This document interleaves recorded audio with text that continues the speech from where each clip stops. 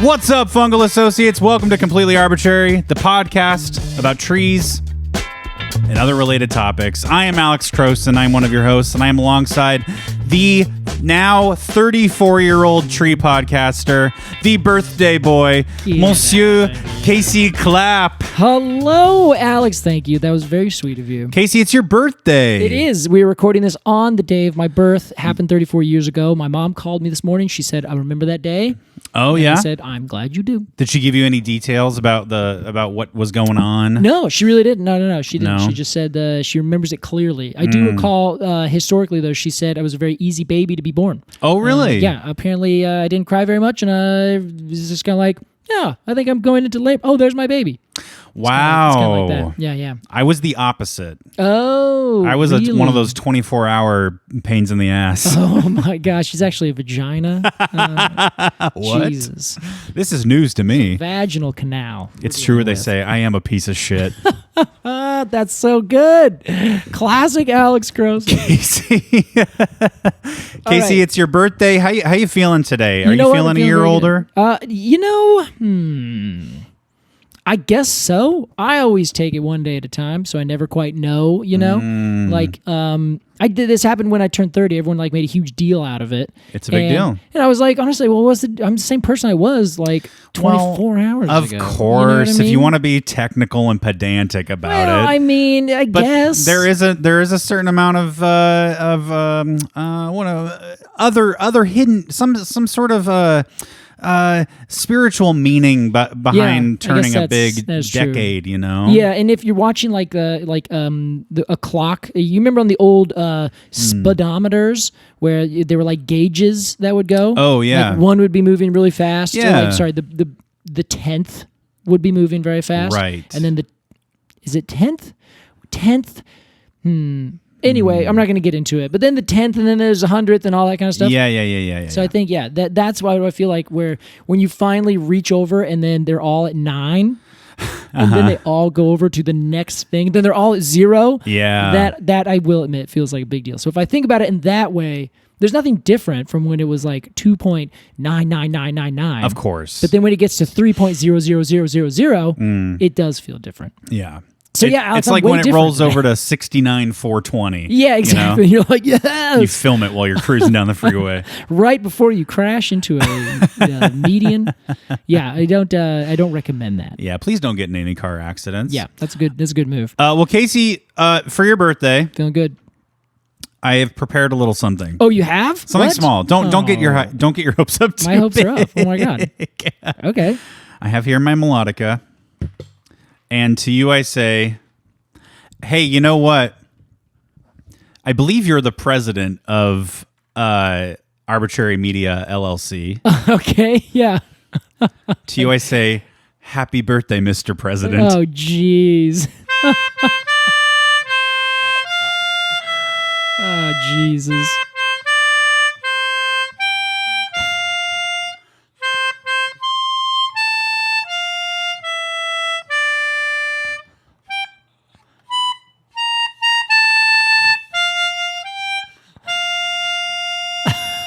That B flat really fucked me up. It totally did, but that's okay. It happens to everyone when you're doing that. You're like, happy birthday. There it is. We got it. Happy birthday to you. Thanks, Alex. My aunt sang me a non-traditional version of that. She's a jazz singer, so I get a song from her. Oh, yes. My mom also usually sings it every year. It just, always makes me smile. I'm like, thanks, Mom. But yeah, so she sang a different version. It was great. Like a scatty kind of jazzy version? Actually, it wasn't scatty. It was more just, it was definitely jazzier, but it was just the words and everything was different about it. Yeah, it was just a different song, but it was Okay. a happy birthday song. I see. The happy birthday song. Yes. Yeah. And then I made a joke about it being a copyright. And she's like, actually, I think technically I could have done that for free. Yeah. She's a jazz singer, so You're like, paid. it's a joke. Yeah, well, no. I made a joke, but then she also corrected. She was like, "Hey, your joke's actually outdated," because I think it's been taken off. It's no longer copyright. Yeah, I don't think, was it ever? Oh, I guess, it was. Yeah, it was. Yeah, that's why whenever there was you go to a store, like a Chili's for your happy birthday, they wouldn't just sing happy birthday. Yeah. They would be like, happy birthday, clap, or they'd say it in Spanish or something like that. My favorite iteration on this is in the show, the NBC show Community. Yeah. Where the episode starts with everybody crowded around Troy, played by Donald Glover, has a birthday cake in front of him. And the episode starts with everybody singing, "To you." And then Pierce says, "That was weird. Why did we only sing the last two words?" Why did we only sing the last two words? Oh, they do that. That's one of your favorite things is when they shine a light directly on. Very clever. It's a meta version of the show. The show is meta for itself. I just like subversions. Yeah. You know. That's weird. Why do we only sing the last two things? Anyhow. That's funny. I think we both have birthday energy today, Casey, but yeah, we do. It's not a day off, unfortunately. No, we got to work. We got to talk about trees. That's right. Specifically one tree. Today we are talking about the infamous, I'll just say the famous. It's not really infamous. No, it's definitely not. Yeah. The big leaf maple. That's right, everybody. Welcome to the world of the big leaf maple. Wow. Hey, it's the big leaf. It's the. Oh, wow, it's the big leaf maples world. We're just living in it. That's right, we are, Alex. That's a great way to put it. That's a great way to put it. We wanted to do a tree. We've been doing a lot of we talked about niche trees, or we've been doing a lot of I don't know. We've been discussing a lot of trees on the fringe. Yes, yeah, fringe trees. And so here in the Great Pacific Northwest, this is the opposite of a fringe tree. Yeah. Notably, if you're on the west side, I will say if you're on the east side, probably is still a fringe tree, but you recognize it. Then I realized that it kind of grows along a very small subsection of the coast, and it is a pretty fringe tree in and of itself. Well, popularity-wise, it's very big. It is big in every way, and it's one of my favorite trees. And I was like, you know what, Alex? Let's just do something that is like a tree that I know that we can chat about. I have lots of fun things I want to say about it. Okay. Questions that I want to research, and let's get to the bottom of it. Very exciting, Casey. Yeah, I'm excited. I would say this is like the broadleaf version of a Douglas fir in terms of popularity in the Pacific Northwest. Yeah, that's fair. I like that. I think that's true. Today we're talking about the big leaf maple Acer. You got this. Magnifolium or something. Macrophyllum. Yes. I was pretty close. You were very close, yeah. So let's imagine that you and I are walking in about any forest in the Pacific Northwest. Almost anywhere. And we come across some big leaves, and we do that thing where the apple in Wizard of Oz, when the apple rolls away and Dorothy goes and grabs it, and she finds it's sitting next to a foot, and she slowly looks up, and it's the Tin Man. Oh my God. We do one of those things. We find the big leaf, and we slowly look up, and it's a big leaf maple. Yeah, I love that. And it says, "Oil can." Let's talk big leaf maple. Oh, that sounds so good. Can I just make one small side bit? I beg of you. There's a comedian, not a comedian. He's a comic. For the New Yorker magazine. I follow him on the internet, and he's got a funny one line. It's just like the one box comics with maybe a piece of a little caption. Yeah, exactly. It's like an oil lube place, like one of those fast ones you drive through. Yeah. And there's two workers on the left, and they're just like, oh, here's the perverts back again. And you look to the right, and it's just the Tin Man, walking up. The pervert. It's so good. Oh boy, it's so good. That is so funny. And you can see him being like, yeah, come on, can I just get a little oil, man? Just put it right here. It's like, jeez. Acting like it's normal. It's so funny. I just think he's so funny. Yeah. Anyway, sorry for that aside. Don't be. It was great. Good. We're talking about Acer macrophyllum, I think probably the tree that I've spelled out the most in my entire life. Okay. Spelled out as in written out with words, with letters? Yeah. I would type this whenever I would do our inventory. When I was working up in Seattle, it would be the tree that would constantly be the number one tree found.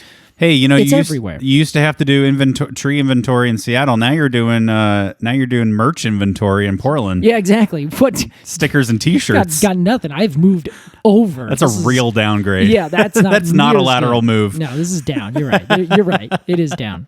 Speaking of which, arbitrarypod.com/merch. You can always find a good sticker there, a good shirt. Anyway, Christmas yes. is So coming up. I would always do this tree. It would be here's the thing.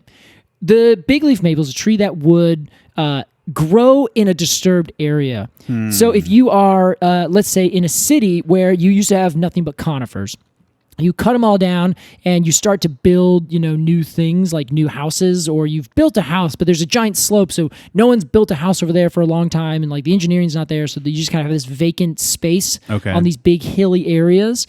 That vacant space would be colonized by maples. By big leaf maples. Oh. Same thing here. If you're just like walking down some park, you're in a natural area in Portland, you're in any kind of area that would otherwise be some kind of forest, like a conifer forest. It probably now has big leaf maples in it because they're like the very first tree to come back and recolonize a disturbed area. Early succession. They are an early succession species. It's 100% right. Now, they would do that in a forested area. They would come in and basically like kind of take over. But then they also grow for a long period of time and are the not dominant, but they would stay around for a long time and keep coming back in a riparian area. I love the riparian So areas. when you do, it's like your favorite kind of area. It's at least fun to say. If you go to too high of an elevation, you're not going to find them. They're kind of mid-elevation trees. They don't get too high. They grow all the way down to sea level. They grow from Northern California up to the very smallest tip of Alaska. They go inland, basically to the west side of the Cascade Mountains or the Sierra Nevada. There are a couple populations, disjunct populations that are in, I think there's one in like Idaho, and there's a few others that are just kind of interior. And there, as you go further south, they maybe become a different species, or they maybe just become a different variety. But for essentially what we're talking about, bigleaf maple grows from Central California along the coast up to Alaska, also still along the coast, a very, very southern tip, and then inwards, inland, about to the west side of the Cascade Mountains. That's pretty prolific. Yeah, it's a rainforest tree. It's the easiest way to do it. Is everything okay? Oh my God. Alex. My mic stand just had an incident. Yeah, it looks like it pushed itself out of its base, and now you've redone it. Speaking of mic stands, Alex. Oh, Casey, you are on a brand new Amazon Basics mic stand. So good. It's so much better than the other one. When I move something and adjust Wow. it just stays there. I cannot believe we went so. I don't know why you didn't say anything. I can't believe we went so long with you using a janky, broken ass mic stand. This Honestly, is like, I think I know why. this is on the front lines. It's the only thing of I our knew. podcast. And at the time when we started, I was like, "Hey, I'll use whatever we got. Let's just do it." Yeah. And then you drive the same car for 30 years and you don't realize how bad it is till you get a new car. I just want to give myself 1 point for always suggesting upgrading little things. Yes, that's very It fair, works yeah. fine. It works fine. Does it still work? It works fine. It works fine. Casey, I'm buying you a new one now. Then you get it. Yeah. It's $13. I'm very happy. Thank you very much for buying our stickers. You've upgraded our gear. Yes. One at a time. This is how it works. If you buy a cone sticker, we get to buy a new, mic cable, which makes the show better. Then we get to smile more, have more fun, and everyone's like, "Yeah, this was a really good episode. I wonder what changed." It's behind the scenes. We also get to buy groceries. Yeah, exactly. That helps too. We really appreciate this. All right. Back to the tree, Alex. Yeah, please. All right. It's a maple. It is in the genus Acer. Acer. Acer. Yes. Like the computer. Yes, I have I'm recording on an Acer monitor here. Yeah, there you go. And I think there's something about that, but I don't know what it is. Well, Casey, I want to talk about the protagonist of this tree. Yeah. Which is the leaf. The leaf. It's in the name. It's in the name. It's so big, Casey. They're huge. And I've read a lot of things, and I've said consistently that the size of a leaf includes the petiole. Yes. But this leaf apparently is so big that most people measure them differently.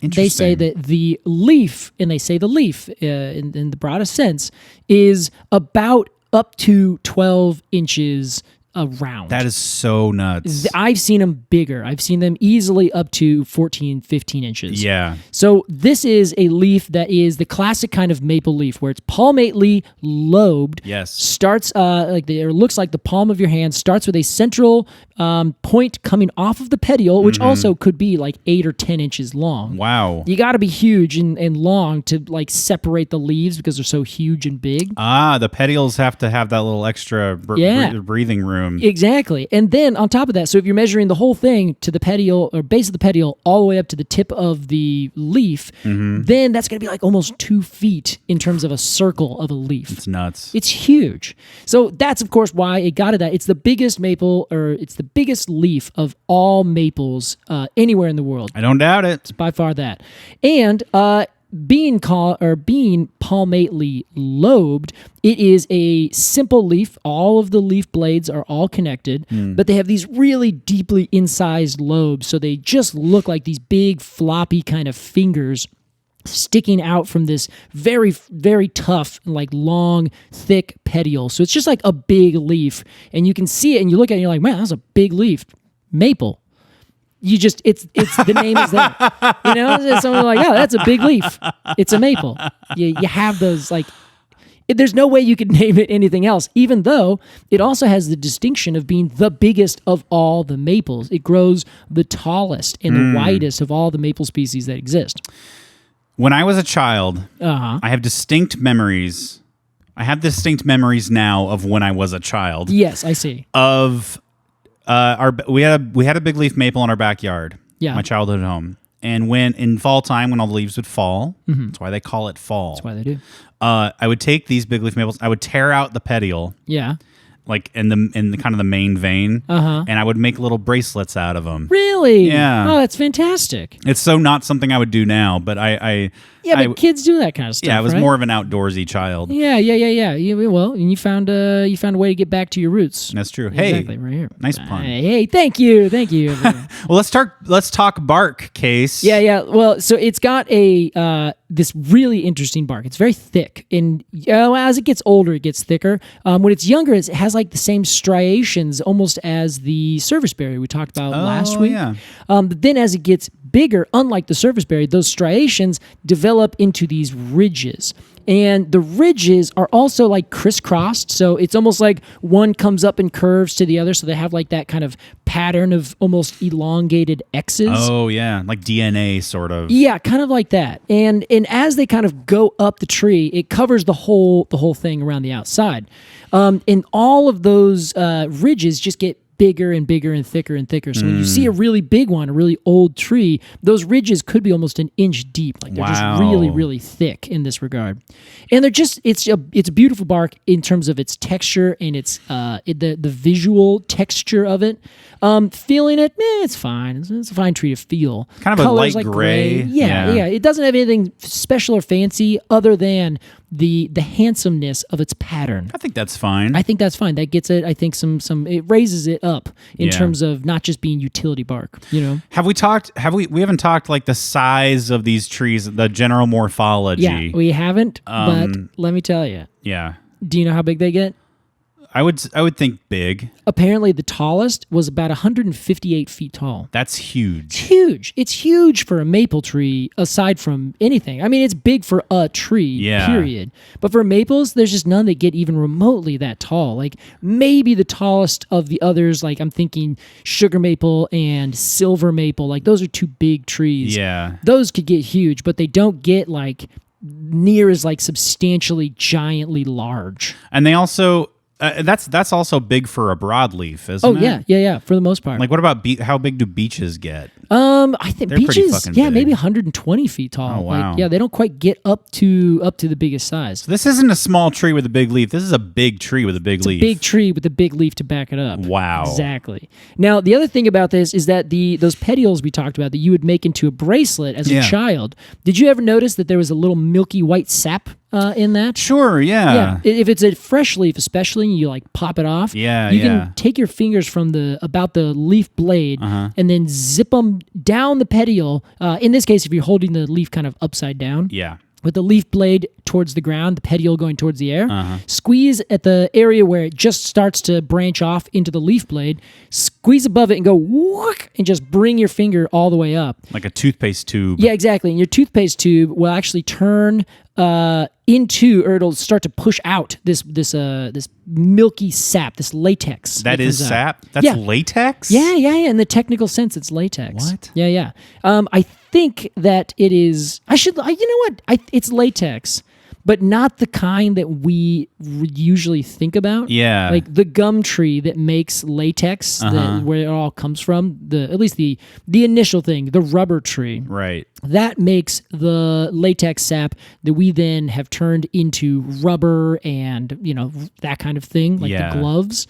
However, those I think that same kind of compound is just sap in other trees, but it usually doesn't have that white color to it. Oh. So I think the white color, I've heard literally, it's so many different things. Like it has this latex sap that comes out of the petiole. So I don't know the specific compounds and the differences between the two. That's a very good question, Alex. Yeah, well, it's something to talk about another time, Casey. Something to talk about the other time. However, we can't say another word legally until we take a break. Oh, Alex, but what about the Samara?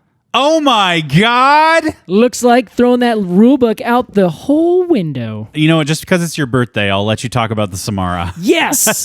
Nice. Hold on. Yeah, there's the clause in Section 2, subsection A.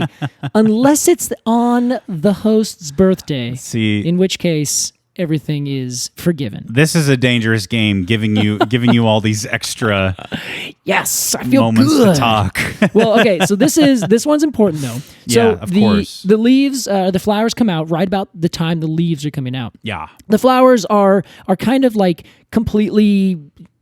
Who cares? When you see the tree in early spring, you'll see these big like racemes, and so the buds kind of pop open, and they almost like elongate, explode out these big like cascading like raceme. What is that? A raceme is a central axis with different little bits popping off of it. So and it usually hangs down. I think I had accidentally called it like a horse chestnut has a raceme, right? I think a horse chestnut does, but it grows upwards. Yeah. So I think that would be a raceme. I'm trying to think if there's a difference between one that it hangs versus stands up, and I don't know if there is. I think I originally confused a raceme for a catkin. Yes. Okay, yes. They are very close. I think the difference being that the catkin, everything is so packed in tight, you almost can't tell the difference. Yeah. I can imagine like I can see a few flowers in my mind that grow on a raceme. Okay, yeah, like, I'm sure you can. A lot of cherries do that, cherry flowers. Yeah. At least, well, not the ones that we eat very much. Those are in an umbel, which is another fun one,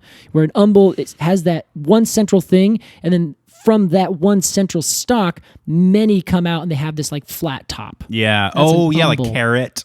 Yeah, exactly. Has totally. an umbel. Yeah, and then raceme. Yeah, I'm sure you could think of many because it's a very common thing. Yeah. Where they just kind of pop out and hang down, and then bugs and things will come and enjoy it. Okay. So and it's the buffet of the tree of it the is. of the That's a flower great description. world. Yeah, it's a buffet, and in this case, it also is. The flowers are big enough and have a little bit of pollen where bees can actually get a little bit from it. Good for them. It's not a whole lot, but the thing with them is that they turn into a double Samara. Double Samara. Yes, and now they are also, I should note, hermaphroditic. So they have not a perfect flower where you have both the male and female parts, for lack of a better term in this moment, the pistils and the stamens, inside the same flower. They have the different flowers on that one same cluster that's coming down. Oh, so male and female flowers? Yeah, exactly. Whoa. Yeah, so you have male and female flowers all over one tree. So it is a monoecious tree that is hermaphroditic. It's like a conifer having male and female cones. Yeah, exactly. But imagine that all those cones, the male and the female cones, came from the same twig or the same thing coming off. Mm-hmm. Where you have one on the left and then on the right, it's a different kind. Then you go up and there's another one on the left over here. That's another kind. Is it unorganized like that? I think it is. And I was reading that you can tell the difference because the male flowers send out their pollen just a little bit further, and the female or send out their They're things. What am I thinking? Stamen pistil. Thank you. The stamen a little bit further. Okay. But I don't know for sure if it's like completely random or if there's like the same number on either side. I haven't seen anything that said one way or the other. Actually, there's probably some deep algorithm that nature uses that we haven't found yet. Yeah, and certainly it probably adjusts halfway through. You know, this year puts out a whole bunch. Next year they'll put out maybe a little bit less. Interesting. Either way, great, flowers, cool. Anyway, moving on to Samara. Yeah. A Samara, for anybody wondering who doesn't know, is a seed. Yes. And it's a seed with little wing. Yes. Well, it's a fruit with the seed in it in a technical sense. Okay, sure. Yes, but you're correct. And it has a little wing, and they're like little helicopters. Yeah. Everybody knows when they're kids, they throw a Samara, and it's a little helicopter and down. they just kind of flutter down. And this is a double Samara. That is the thing with things that are maples explicitly. Yeah. Now, there are other things that have Samaras, that have double Samaras and other kinds of Samaras, single Samaras. But maples only have double Samaras? Exactly. Okay. So a maple will be double. There's a good ID characteristic. It's a great ID characteristic. You'll see Samaras and you're like, oh, those are Samaras. Huh, okay. They look like they're always paired together at the base. I bet you that is, in fact, a maple. I also just have a realization.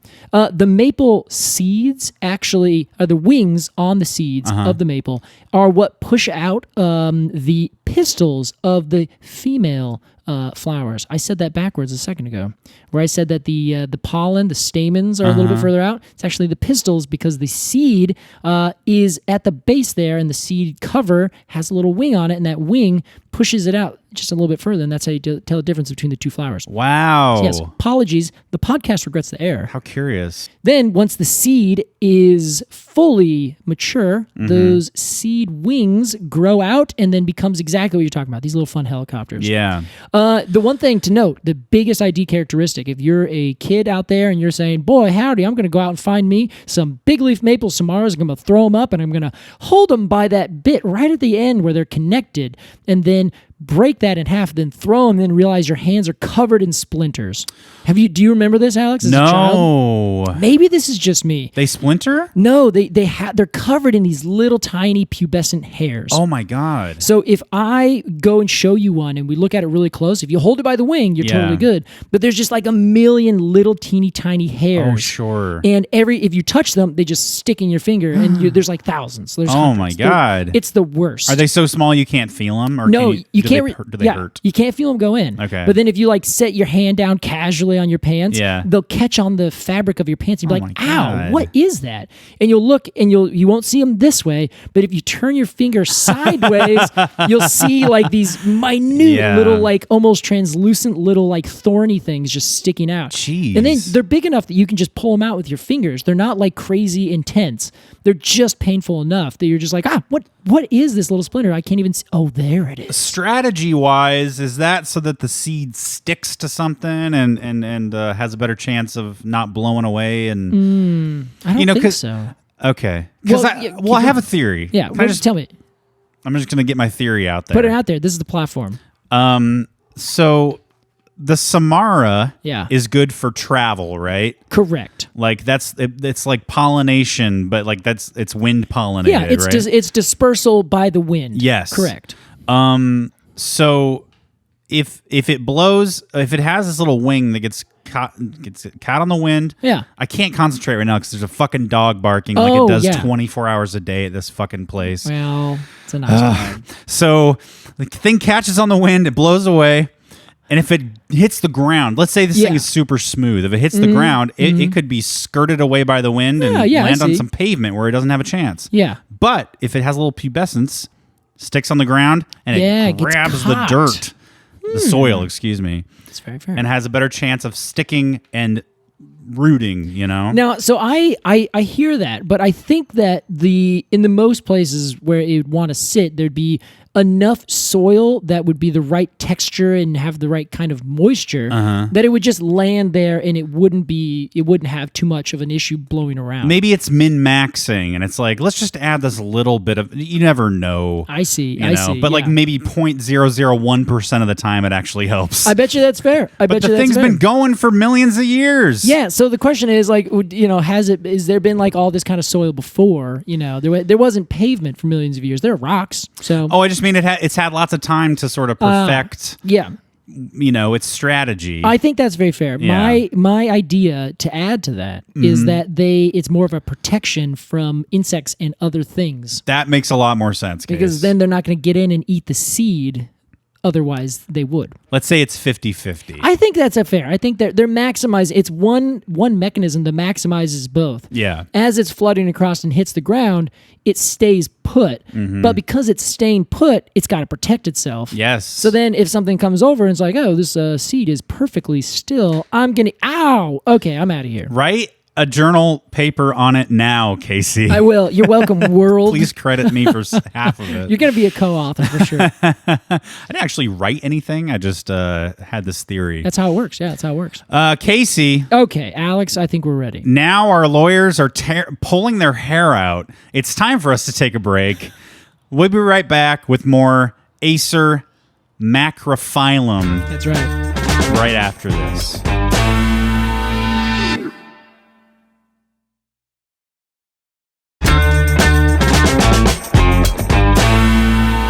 And we're back. Today we're talking the bigleaf maple, a big tree. The BLM. The BLM. Yeah, I do that all the time. That's my note for it. Oh, boy. Well, there's our episode title. Yeah. Oh, the BLM. The algorithm's going to love that.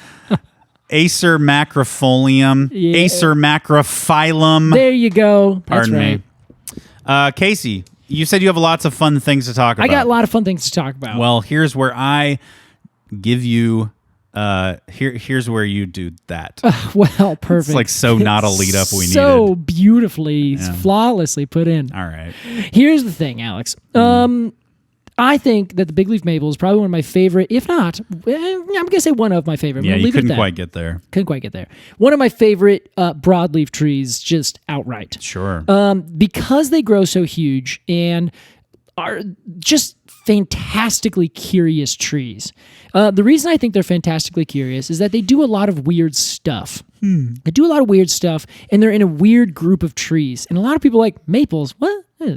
Maples. They're like so normy. They don't strike me as weird. They don't strike anyone as weird unless you kind of look into maples a little bit. Interesting. Oh, this is our Radio Lab episode. Yeah, this is exactly it. Yeah. Now, we asked ourselves, what is a maple? We decided to dig a little deeper. We did. Yeah. Now we're down here, and we're looking to try to find what it is here in the deep areas of the maples. That was so good, man. That was classic. So anyway, we essentially, I did some digging because I like maples quite a bit. I think they're kind of they're a funny group of plants. Okay. They're all trees, mostly. There's some like shrubby versions. But if I ask you, for instance, describe a maple leaf to me, or just a maple if you want to even go even further. Just as you imagine, you close your eyes. Everyone at home, do this as well. Close your eyes. Say to yourself, what does a maple look like? And just describe the leaf of a maple. Okay, ready? I'm ready. It is like star-shaped. Okay. It has 5 points. Yeah, okay. All right, that's fair. And it's I can imagine it in like a red and white, like a Canadian, like what? Oh yeah, you're just imagining the Canadian flag. Alex, is all you're doing, which is very good. That is the Canadian flag. In fact, there's a species of maple that is native to all of the provinces of Canada. Some are more than one, but each one has like a specific one. Manitoba maple, however, is a really fun one. Give that a quick Google right now, would you? And specifically add Manitoba maple leaf. Okay. Others in not Canada would call this a box elder. Yeah, this does not look like a typical maple at all. Sure doesn't. Yeah, that looks like it almost actually. This is one plant that I've gotten confused with ash trees more than anything, because one other thing we kind of skipped over: every maple tree is oppositely arranged. The leaves come out opposite each other along the stem, not alternate, which up in the Pacific Northwest is a really good way to skinny down your trees in terms of ID. I will say this Manitoba maple, Yeah. it has, leaflets. Yeah. Right? Mm-hmm. But it looks like a maple. The leaf itself does look like a maple leaf where the lobes are so deep that they just become new leaves. Okay, yeah. Now here's the thing though, Alex. Give another Google to another tree. Don't get rid of this one because I want to compare the two. Okay. Look up the paper bark maple leaf. Now, this is Acer gricium. The other one is Acer negundo. So they're both very much maples. And don't look at the bark, because the bark is stunning, and we have more to talk about that. But yeah. so notice this one is about trifoliate. Usually there's about 3 individual leaflets. They look like sassafras leaves. Yeah, they kind of do. Yeah, the leaflets. Yeah. So what's curious about this is compare the paper bark maple to the Manitoba maple, then compare that to the Bigleaf maple, and then look up one more for me, Alex. Or if you want, you can go to our ClickUp account and you can click on it. I think it'll be faster just for me to Google it. All right, go look up this Acer, ACER, space carpinifolium. Okay. All right. This is getting the plot is thickening. It sure is. And I want everyone, of course, to do this at home. If you're sitting on the bus listening around, give it a look and look up the leaf of that Acer carpinifolia. Yeah, this is also a maple? It's in the maple family. Yeah. No, not a family. Do we call it a maple? This is a genus. Oh, this is the maple genus. Yeah, this is as close to every other maple as you can possibly be, other than saying like, well, this one's more closely related to that one. They're all maples. They're all officially OG. Earlier in the episode, I said infamous. Yeah. And I corrected myself. Maybe maples are infamous. Are they infamous for people trying to ID trees? It's kind of a curveball. Well, so this is the thing. The United States has, I think, 13 maple species native to it. Oh, wow. 3 are native in the Pacific Northwest. Okay. That's the vine maple, the Rocky Mountain maple, and the bigleaf maple.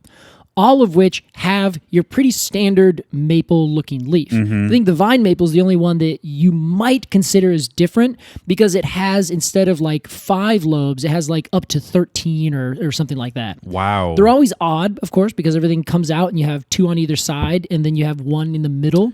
Interesting. So it's always going to be 3, 5, something like that. Wow. It's generally, I'm going to say always the case because they are usually always palmately lobed. So if it's palmately lobed, it will be. There's a lot of fun facts this episode. Hey, that's all what we're about here at Completely Arbortrary, the podcast. It's value for money. Yeah, here. there you go. It's free. Now, so look back closer, and this is, I know, we're going to post these photos, but just humor me for the second, Alex. Now, notice what you're looking at right now. That is the Acer carpinifolium. Yes. Which I should add is there it is. It's a tree from East Asia. Now, are those palmately lobed or are they pinnately lobed? I'll give you a quick definition. A palmately lobed or compound leaf is one that has that central point where all the veins radiate from outwards versus a pinnate, which has one central vein with multiple veins coming off, very similar to how a feather would be versus the palm of your hand. It's a little hard to tell, but I believe these are pinnate. These are pinnately lobed. Yeah. Technically, there's not even any lobes, so that's actually a bit of a bad question. Yeah. They are pinnately veined.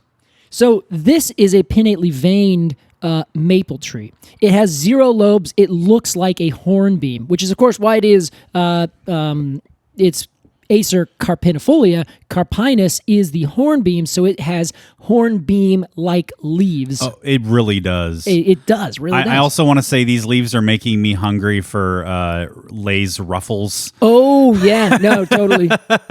Yeah, those veins, they're just spaced perfectly, aren't they? Yeah, you could just eat those up. Do you think I really want to dip them in onion dip. I wonder if you could like make them make ruffles shaped like leaves. I think that oh my God, this is an untapped market. Can we do that? I think a potato chip person would be like, no, what? That's not. That's stupid. That doesn't make me want to eat that chip. Who let these people in the boardroom? Get them out. And you know what you say to that? Hey, Pringles did it with duck bills. And that's when they're just like, all right, hold on. Oh my God. Did you just say Pringles did it? You say it as you're turning to leave, yeah. After they've rejected you. And you look around and all of them like have Pringles with like a cross through it, being like, Pringles not allowed here. They hate him so much. They're like, they'll do anything to compete. Yeah. That would be so good. Yeah. Well, so the point here, Alex, about the tree is that you have some maples that are pinnately veined and have simple leaves that are nothing like what you imagine a maple leaf to look like. They look like a leaf from almost any other kind of standard tree, right? Yeah. Then you also have some that are the same pinnately veined, but those veins have now been broken off into individual leaflets. That's the box elder or the Manitoba maple. Right. That's a pinnately compound leaf. It's not palmately compound, which the paperbark maple is a palmately compound leaf where it has one central vein with multiple things coming out. So you start to notice, like, wait a second, these are all different. Like, and none of these look like what I imagine in my brain maple to be. Yeah, it seems like they're playing very fast and loose with our genus rules here. Yeah, except what makes them 100% maples what is that they are all oppositely arranged. Even the Acer carpinifolium that we're looking at, that looks nothing like a maple. Those, each one of those leaves are opposite each other. So as opposed to alternately correct. arranged. Although I almost said alternatively arranged. Yeah, yeah. So these are they're alternatively arranged. So we've actually kicked them out of the household. They're pretty cool. Yeah, this is a traditional house. Yes. Oh my God. My parents raised me with opposite values. No leaf of mine is going to be alternatively arranged. No leaf of mine. Oh my God. I want to see that skit where there's just like an adult leaf, or adult plant yelling at its younger leaf children just growing up with alternately arranged things. Hey. Squishing them. We know a guy, Tobin Mitnick. Yes, Tobin, we need Make you. it happen. Yeah. Someone go give him a call. He would hate this idea. No, he wouldn't. He'd be like, that's such a dumb idea, as he's writing the screenplay for it right then. These people are good. So the other thing, Alex, of course, is the fruit and the flowers. All of these trees that we're looking at have those dangly little samaras that always have the two double samaras. Everything is exactly the same, except there's variation in those. Some samaras are hipster samaras, and they have they look like mustaches that come out and up. Oh, interesting. Others are the Hulk Hogan style samaras, where they come over and go straight down. Handlebar samaras. Exactly. Others are more like the penny farthing, where they kind of come up and they get really skinny. Others look a little bit more like, I think this is what they call the Fu Manchu, where it's like really small but goes straight down. Yes. Others have the classic Charlie Chaplin look, where it's just that teeny tiny little mustache that just goes straight out and doesn't do anything. I know another guy with that look. Yeah, but we don't talk about him. We got to change the relationship with that. I learned years ago, Alex, that was a really popular fashion of a mustache. Yeah. And then once Hitler did it, it kind of tanked the popularity of it. You don't say. You don't say. So I want to start going back and putting it up to Charlie Chaplin. Yeah, no, sure. I mean, that guy did it. Charlie Chaplin was also not a great guy. Yeah, you know what? Everybody in the silent movie themed era, had their own, dark path. Sure. I don't know what you're talking about, but I'm sure he is. He was an abusive partner. Was he? Yeah. Well, you know what? Let's just end that mustache entirely. Yeah, we don't need it. Shave it off. Need it. Shave it off. We are here to shave off this mustache from the history of mustaches. We're going to go find the maple tree that has mustache just like it, and we're going to kill them all. Yeah, we're going to introduce a new emerald ash borer type bug to these maple trees. All right, that's good. This is good ecological content. Yeah, we're taking it back. Yeah, we're taking back this mustache. Well, that's the thing, Alex. They're all related in that way. Okay, so this genus has no leaf, no leaf loyalty. It doesn't. But it does have Samara loyalty. It has Samara. It has double Samaras. It has double Samaras of every shape, size, variety, and musical, cultural persuasion. I think that's great. They make it their own. They do. And here's the other thing. If you are, and I'm pretty sure about this, if you are to take all of the species and put them together, look at all of their leaves, there are probably more that don't look the way we expect maples to look than there are those that look like we expect them to look. Does that make sense? Yes. I'm trying to go through. What did I say? Sometimes you say something crazy, but it makes sense to me, and I'm just stunned. Stunned that I said it, or stunned that you understood it? Yes. Okay, good. I will say, Casey, the big leaf maple, albeit very big, has sort of, to me, the quintessential maple leaf look. Yeah, it does. It really does. Yeah, I guess along with like the sugar maple, right? But that is the same look. Like, it's like saying an oak leaf looks like an oak leaf, right? But even oak leaves look vastly different than what we think of as like the oak leaf with that central vein and those kind of lobes coming off left and right. You know? It's a thing that. It's not Western by any means, because these are from all over the place. But if you are like. It just kind of is funny to think about. Like, if I define like maples, you define maples with this one leaf shape, like it's a quintessential maple. And you go to someone from Southeast Asia and you say, yeah, it looks like a maple leaf. And they'll be like, oh, you mean like this? And you're like, oh, no, a maple leaf. You know what I'm talking about? And they're like, yeah, this is a maple. And you're like, no, but it doesn't have maple leaves. And like, no, it does have maple leaves. This is a maple with a maple leaf. Typical arrogant American. They'll be like, what are you talking about? I think it just makes me laugh and makes me kind of giggle, because I think this is a fascinating group of trees. Yeah. Because I think they probably have, within their one genus, more variation in their leaf than almost any other tree that I can think of. Wow. Or at least a family of trees. You know what I mean? What family is... Not a family. In a genus. Pardon me. We've both made that mistake. We have. It cancels out. So speaking of family, what family do we find Acer in? Oh my God. It's everyone is wondering the same thing. Yeah. They used to be Aceraceae, which is by far the most fun name they could choose. Wow. Aceraceae. Aceraceae.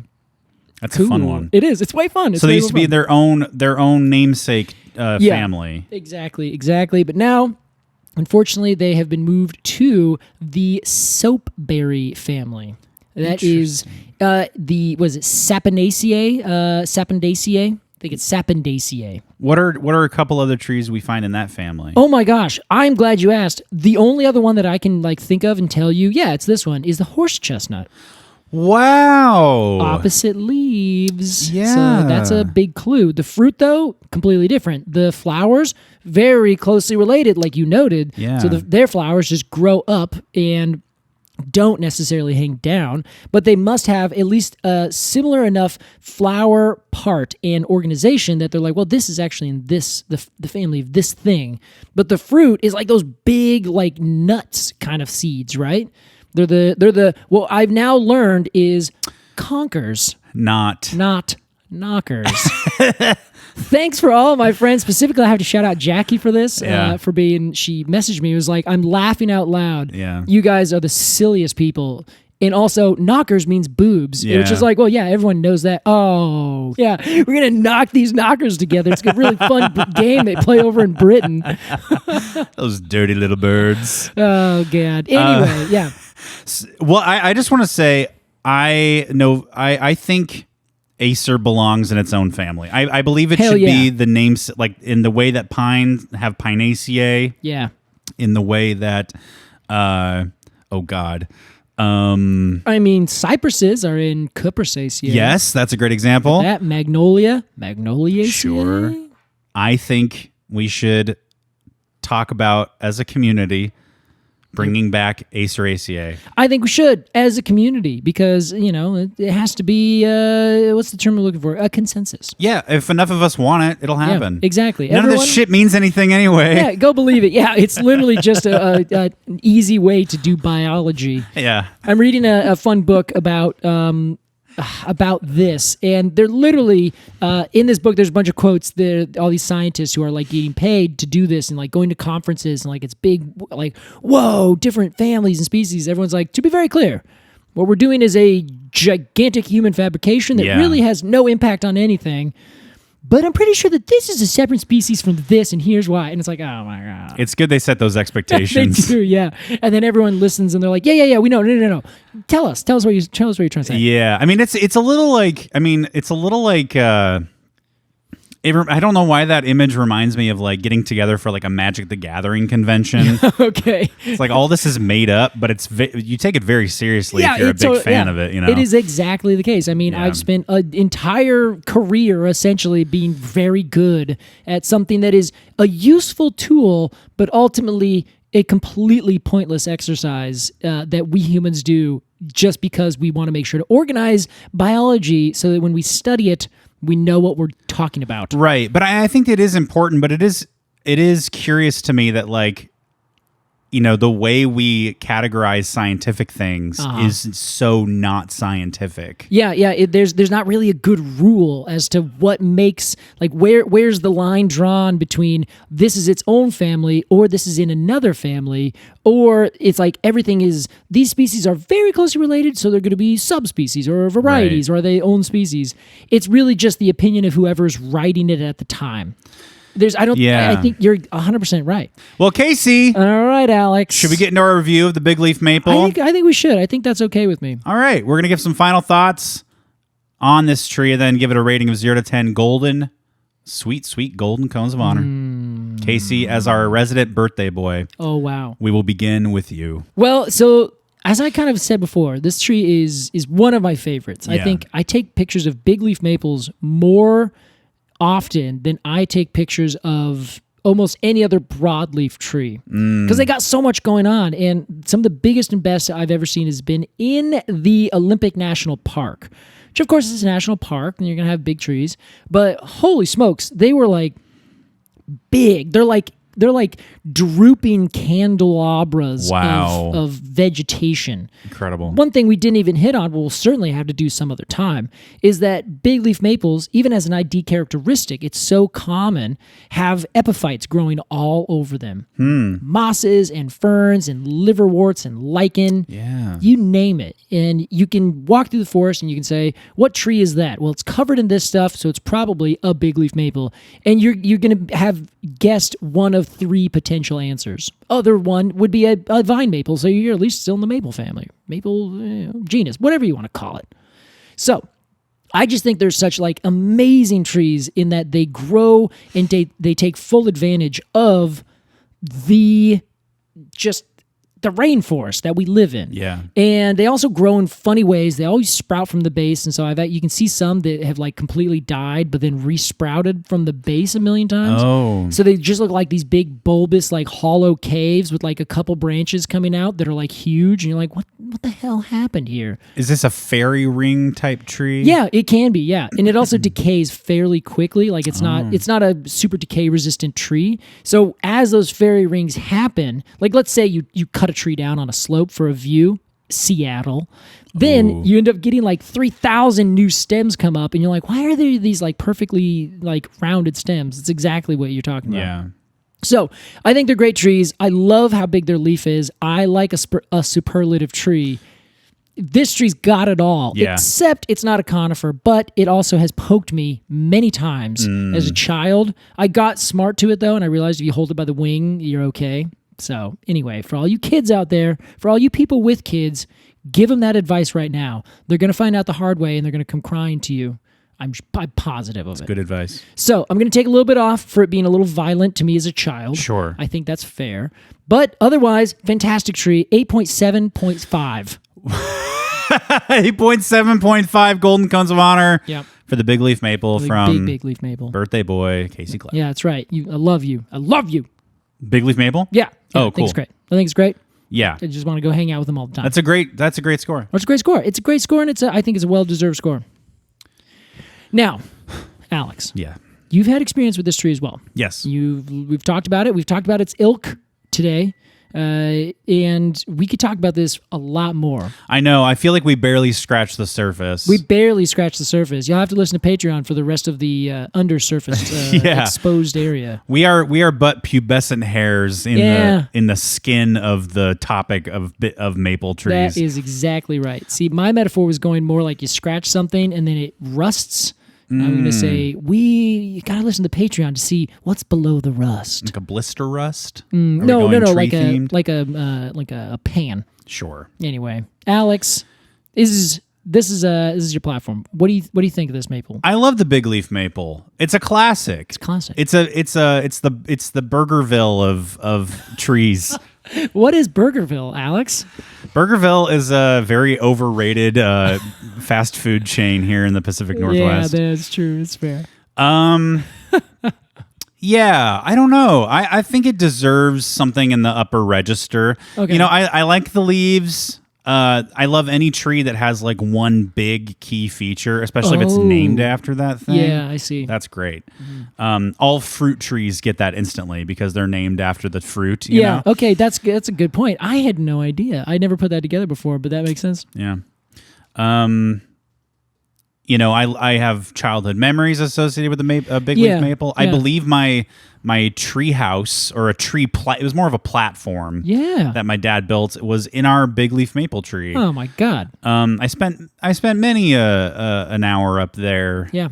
Probably drawing goblins in my notebook. Sick. Or organizing my Pokemon cards. Hey, you know what? And if you just looked up, you could have ID'd that tree too. I think this tree, for me, deserves at least a 7.5. Yeah, okay, yeah, that's a good one. Maybe an 8. I might go 7.5.75. 7.5.75. Okay, so that's basically halfway between 7 and 8 in 0.5. There is a number for that, but there is, but that you just said it. Yeah. 7.8.75. 7.5.75. God, 7.5.75. Yeah. Okay. This show does not suck, Alex. This is like complicated lowercase I level math we're doing. Oh, okay? sure. So that's pretty insane. Yeah, that's pretty cool. Yeah. Duh. It's oh, fuck it. That was our review of the Bigleaf maple. We have a segment now. I'm so off my game today, Casey. No, you're totally on. I love when you kind of like give up halfway through something. Yeah. You're just like, this is not going to work. Yeah. Except it's just the inner dialogue that I hear. I do that a lot with Lily. I'll like try to form a joke in real time. Yeah. And then just it's so not worth the time I'm putting into it. Yeah, I feel like I see like a little Alex inside your brain, like putting something together and then just kind of looking around and realizing like, oh, this fucking sucks, and you just throwing it in a trash can, and then you just say like, moving on. I think I'm building something really cool, and then it turns out to be like a piece of garbage. Yeah, but you're the one who decides that, and then no one's ever gonna know. Yeah, it's in the trash. It is what it is. Casey, it's time for I would say game, but it's not really a game. It's more of a segment. When tree news breaks, one voice stands above the rest. Besides Tobin Mitnick, Nerdy About Nature, Black Forager, etc. Yeah, above all the rest. Except for those guys. This is the Fungal Associated Press.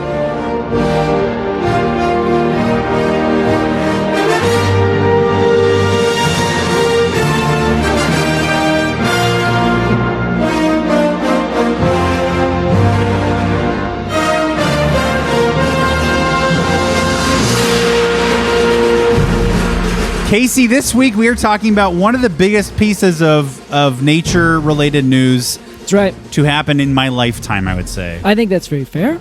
And yours. I think we should predicate that actually with a positive news of nature-related. There's other big ones that I think probably were worse. Yeah. For once on this show, we are talking about good news. Yay! And this good news is about Patagonia, more specifically, Patagonia's CEO and founder, Yvon Chouinard, gifting his multi-billion-dollar company to a foundation that will invest it in a battle against climate change, Casey. Yes, that is exactly correct. It is stunning. Now, most people have probably heard about this. Yes, I'm sure. It's been big news, and it has made like waves in the idea of essentially what is good and what can one do with their money. Yeah.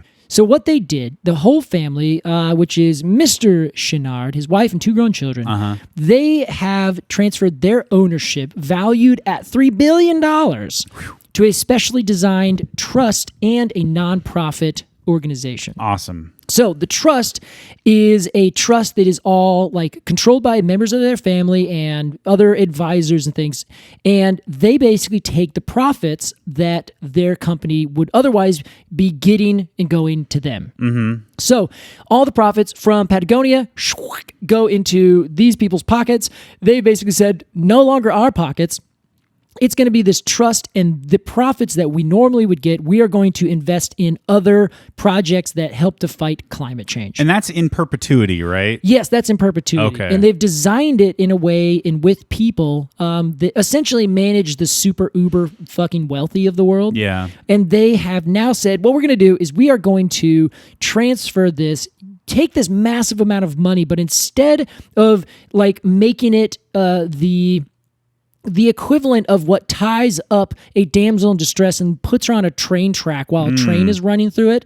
They're saying, let's figure out how to stop that train. Hell yeah. And that is something that nobody has ever done at this level before. Yeah. And the other, that's only 2% of their ownership is 2%. And $3 billion is 2%. something like that. Or their stake. Maybe it's just more the whole company's at $3 billion and they own like 2% of that $3 billion. I believe that's like it, that. Casey. Well, because the other 98% is gone into a nonprofit organization, which is called the Holdfast Trust or something like that. The Holdfast Collective. Yeah, and now we could be getting these details wrong. Everyone go read there's NPR and New York Times articles about this. We're kind of looking at them, and we've both read and listened. So, I'm not a financial person, and I don't think that we can technically read these things out loud. So you're going to have to go do this yourself. Yeah. But essentially, what happened is both the trust and the nonprofit organization, the nonprofit is able to give unlimited funds to the government. Right. They did not get a huge tax donation for doing this. There's no like, oh, look at the behind the scenes thing where they made a huge tax write-off or $1 billion on something else. It's not. It is out in the open. They did not do that. Yeah, they used a special type of nonprofit that was engineered. This company, this nonprofit, was engineered specifically for this. They put it together. Yeah. Called a 501c4. Yeah. Which has a bad reputation, Casey, because it's usually used for dark government money. It's because like they the don't super PAC, right? Yes, yeah, they don't have to declare where their money is coming from or going. Yeah. Which is insane. It's insane. So now they basically said, hey, we're going to do the same thing, but we're going to do it on the other side. Hell yeah. And I'm not saying other side in terms of Democrat or Republican. I'm saying that they are going to push policies and legislation and have like a lot of money behind it that is pushing forward to these things.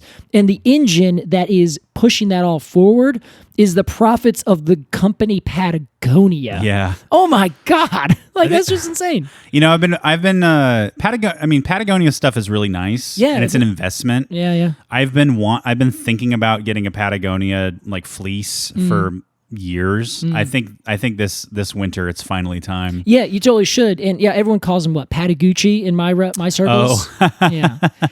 And it totally makes sense. It's expensive, but they are a company that like basically says, yeah, we make expensive gear, but it's not just throwaway gear. Yeah. We put time into it, and if something goes wrong, you can send it back, and they try to reduce their waste as much as possible. It's all ethically sourced. Yeah, as much as can be, because a lot of it's like, it's but also like it's synthetic fabric. So synthetic fabric has to come from synthetic sources. Oil is, the big one. Oh, interesting. But they also have other things that are other things. Like fleece is essentially miniature pieces of a plastic-derived, or oil-derived plastic kind of thing. I didn't know that. Yeah, it's like nylon, like bits of nylon and stuff like that. Polyethylene, all that. Interesting. So it's, it has its downside that is technically something that's never going to decompose. Yeah. But we have a billion things around us right now. Every one of our computers will never decompose, all that kind of stuff. So the big thing, why I thought it would be good to talk about this now, Alex, is that people have also like critiqued this a lot of times and been like, well, they're still just multi-billionaires and they are like, to get there, this is still a huge capitalist system that, is fundamentally awful. And all these other things. We're like, Patagonia stuff. It's ultimately, potentially, very expensive and will just be thrown away and will not decompose either. But the reason that I am positive and for this, Alex, is that at least if they're doing that and they have this, like, good quality product. They're not just shipping out billions and billions of like really poorly made, bad quality stuff that was done off the backs of, people who are not getting paid well, all that stuff. And then taking all of their money and putting it into initiatives that are against climate change, that are pro-oil, that are let's not change the status quo. Yeah. They at least have said, hey, great, let's take our billions of dollars and try to actually do something with it positive. Yeah, I always feel like when something like this happens, let's just say this. Yeah. People will critique. I don't know if people are critiquing what happened. They're critiquing the stuff around what happened. Well, the system is fucked up. Well, yeah, it is and always has been and potentially always will be. Potentially. The way they were able to do it is fucked up. This super PAC nonprofit thing is really fucked up. Yes, it definitely is, but not the thing they did. Yes. Okay, that's very fair. I think that's the right idea. That's sort of my feeling on critique with this stuff. Like with the climate bill that was recently passed. Like there was a lot of like little like potentially harmful negative shit. Yeah, there's like concessions to oil and gas and things like that. Yeah, but it was also a huge step forward. Yeah. I think almost objectively. I think so. And I think if you do the math on it, you could probably say, yeah, we've moved the ball in a positive direction rather than either staying still or moving backwards. Right. And I agree. Like I was talking about this with Hannah just yesterday, and the idea was the entire system of, say, capitalism, if we destroyed that and we got rid of it today, it would be a cataclysmic event did it. Like, even if we wanted to, it would be so destructive to culture and humanity in a literal and metaphysical way that it would be a horrific thing. But if it is changed slowly over time, I think I gave the example of like an environment where if it changes slowly over time, then everything can like be done and handles itself very well. Yeah. But if you do something like shock to the system and just completely change it, everything is completely thrown out of whack. If a meteor hits the Earth, capitalism may die. And capitalism are dinosaurs. Yes, exactly. Yeah. I can't even say the word. So I think that in that regard, this is, like you said, it's a huge step forward. Yeah. And it's look at all the other businesses, which I think in the New York Times article in the New York Times article I read, they specifically called out another billionaire who did the exact opposite thing, put his money into a different nonprofit, a 501c3, I think. Yeah. The kind that you basically get tax benefits from. Like if you donate X amount of money, you can write that off as a tax benefit. Oh, okay. So he did that with a huge, crazy amount of money and then got that gigantic tax benefit for giving all of his money to a nonprofit organization that ends up fighting climate change legislation because the status quo is what they want. It's so fucking sickening. It's so sickening. So you think about all the other companies, name literally any company that has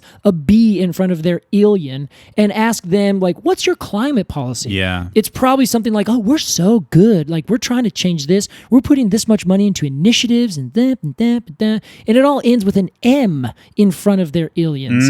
It takes literally hundreds of those M aliens in order to make up one of the B aliens. Right. And these guys said, yeah, all of it.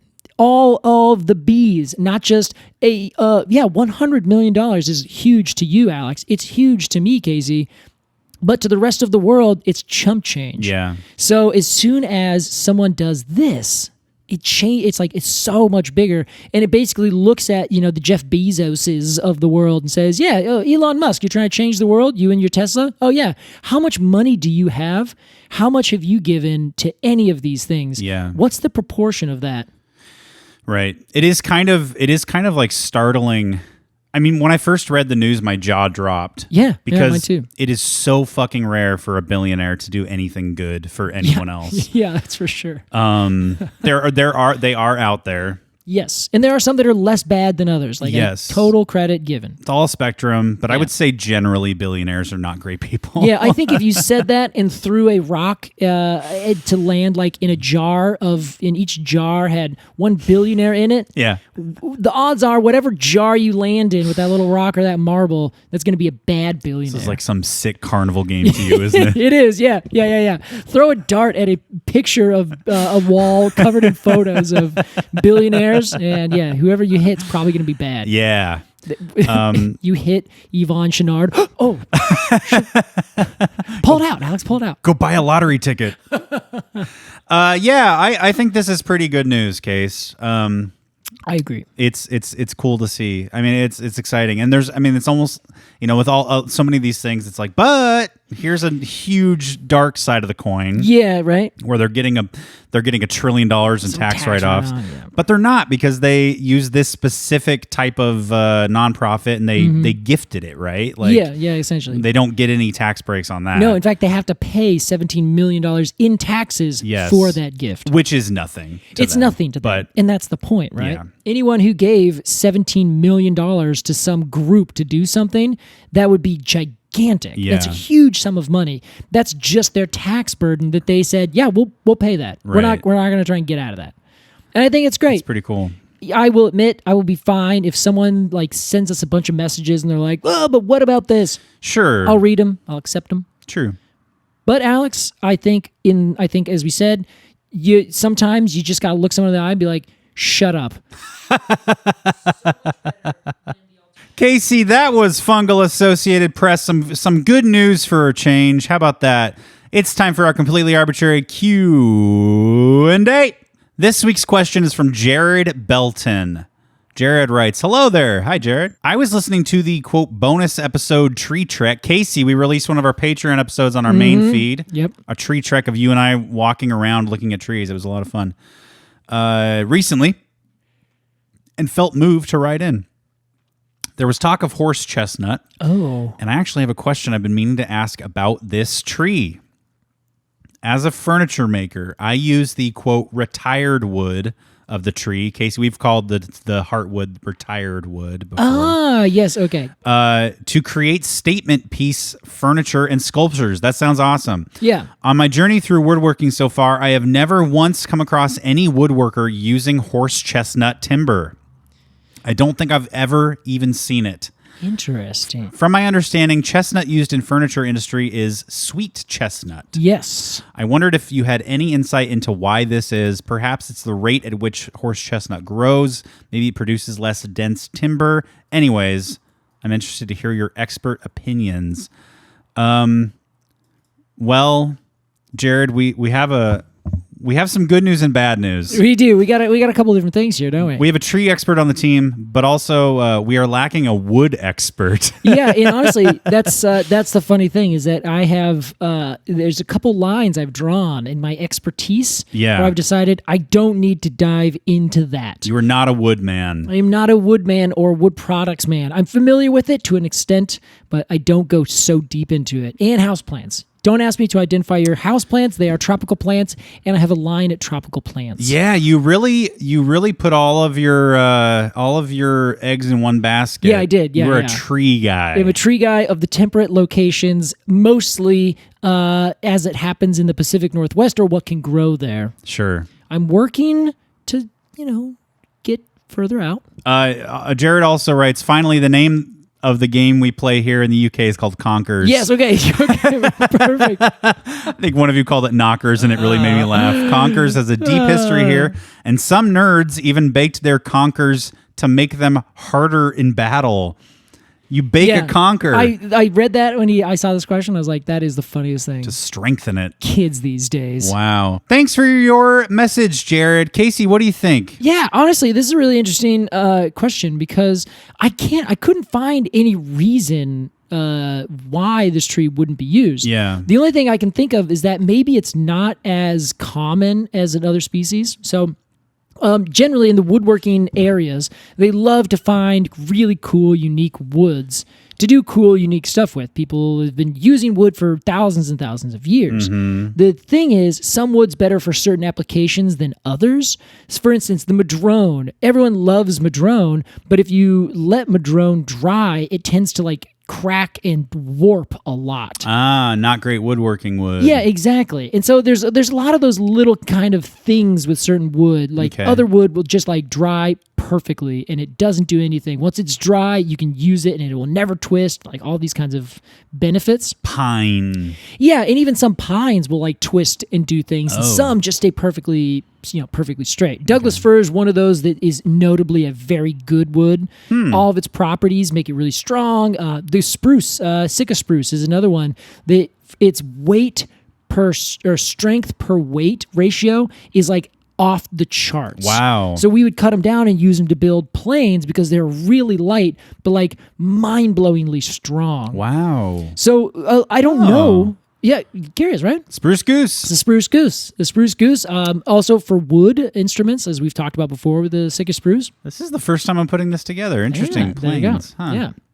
So the thing with this is that it doesn't look like I can find anything that specifically says they're not available. So I'm curious. Our friend said over here, which means that they are in what you would call Europe or the UK, if you make the distinction. And that would tell me that there should be these trees kind of all over the place. But I wonder if they are not like a forest tree where you would find one that is growing in such a forested area. They're like, sweet, we're going to cut a bunch down. And now we have a lot of this wood that we can go and mill and stuff like that. It might also be that it is a tree that generally has it rots in the middle a lot. So there might be not a lot of this retired wood or heartwood because it just decays away. So you don't really get the option to use it because it doesn't get there, or the tree doesn't get big enough that it has enough that you can turn it into some good wood. Interesting. A good woodworked item, I guess. Right.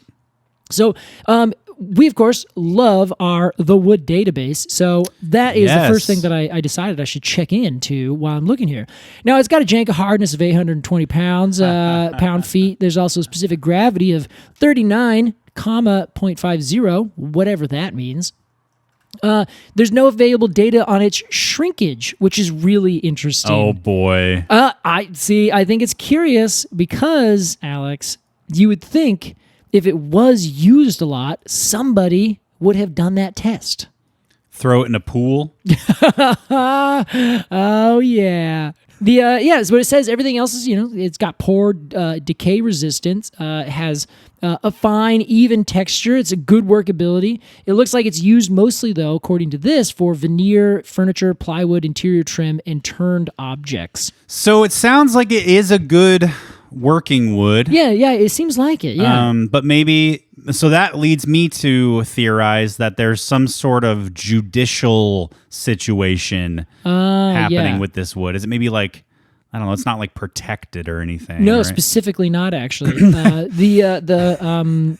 People don't like it some places. Is what I'm saying. I see. In fact, I think maybe in the city of Portland, it might have just recently been either placed on or proposed to be placed on the nuisance species list. Wow. It's such a gorgeous tree. It's horrific, dude. It's horrific that they would do that because it's a great street tree. It grows in the worst places and it does just fine. It's beautiful flowers. Like, it's a great tree. It's like ideal. Yeah, and now because it would be on this nuisance species list, you could cut it down anytime you do development. If it's grown on your private property, you can just get a permit to take it down, no questions asked. Well, that's not biased at all. No, not at all. Jeez. So anyway, it's a great tree.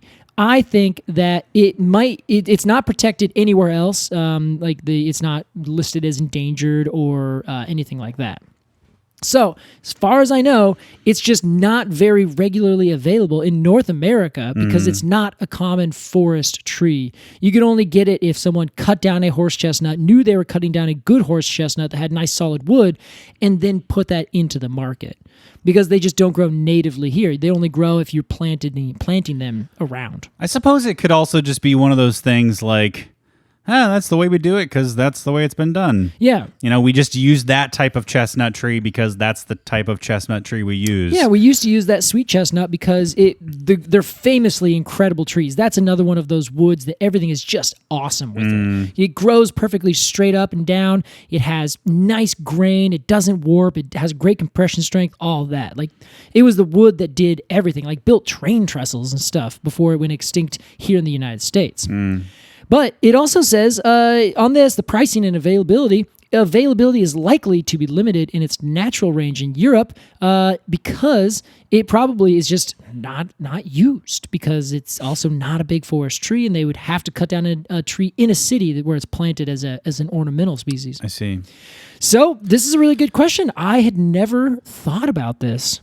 Yeah, interesting. Maybe we'll. I think we should make over the next year make a point to brief ourselves on some wood issues. Yeah, I think that would be a good thing to do as a little series here on the podcast. What would you do? Thank you so much, Jared, for your question. If you have a question about trees, email us, please, at arbortrarypod@gmail.com. That's ARBORTRARY pod@gmail.com.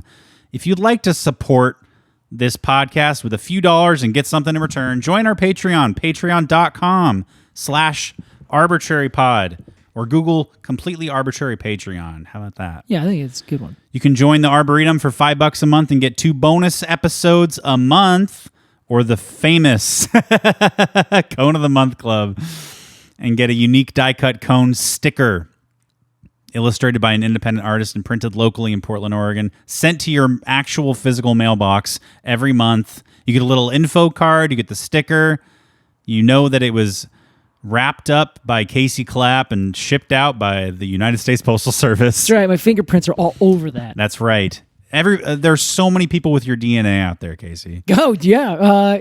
Thanks for saying that, Alex.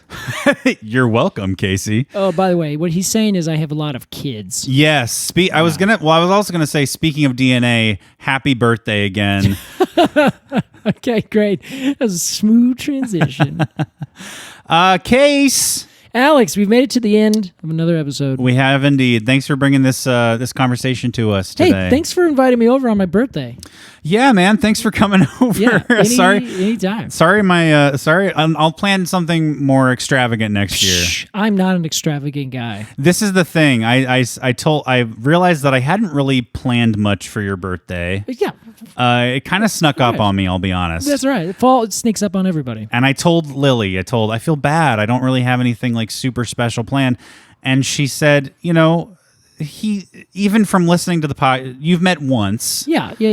But she was like, even from listening to the podcast, she's like, he doesn't seem the type of guy to like really care. And I was like, yeah, he's not really you don't really roll out the red carpet for yourself ever. Well, it's kind of you to say. Yeah. I guess I really don't. I don't see, I like it. Everyone likes having that like special thing or, being on stage or something like that. Yeah. But I guess I don't expect that other people should do that for me. Okay. You know, I think it's nice to do it to other people because I know people like it. Most of the time, some people really don't. Yeah. But yeah, no, she's right. I don't, it's not really something that I'm just like, no one said happy birthday to me. That's no, how, yeah. I'm the opposite. You're like, did anyone notice? I only got 200 messages today. What the hell? I take my birthday very seriously. Yeah, that is very fair. And our culture is one that it's a big thing. Like it's supposed to be this huge deal. Yeah, and I've always been like, it's fun, it's enjoyable. But sometimes I don't like having the spotlight all on me. I'm like, Sure. I didn't deserve anything for you guys. I just kept going. Casey, you're very deserving of all the attention and spotlight and love anyone has to give you. You're a special guy. Well, thanks, I count myself fortunate to have you as a friend, and even more fortunate to have you as a podcast co-host and business partner. And well, thank you. That really means a lot. I get to hang out with you like 3 times a week. It's crazy. It's crazy. Everyone else is like, Alex, what do I need to do? Start a podcast about something you're really interested in and invite Casey, who knows nothing about it, to be a co-host. Yeah, That's what Casey did to me. That happens. Thank you for listening to Completely Arbortrary. We will see y'all next time. Goodbye. Goodbye.